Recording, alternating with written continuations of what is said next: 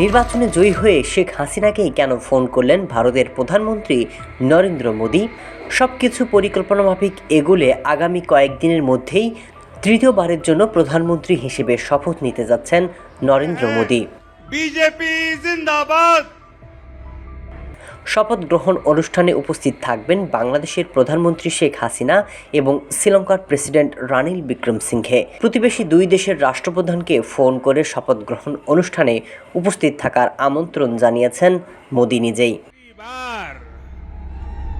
সরকার এনআইএর খবর অনুযায়ী অন্যান্য রাষ্ট্রপ্রধানদের মধ্যে হাসিনাই প্রথম মোদীকে তৃতীয়বারের জন্য অভিনন্দন জানিয়েছিলেন। তাই তো বুধবার হাসিনাকে ফোন করেন নরেন্দ্র মোদী। এর মধ্যে মোদীর অভিষেক আয়োজনে দাওয়াত দেওয়া হয়েছে প্রতিবেশী দেশগুলোর রাষ্ট্র এবং সরকার প্রধানকে। প্রাথমিকভাবে জানা গেছে ভুটানের প্রধানমন্ত্রী, নেপাল, মিশর সহ বিভিন্ন দেশের রাষ্ট্রপ্রধানরা মোদীর শপথ অনুষ্ঠানে যোগ দিচ্ছেন।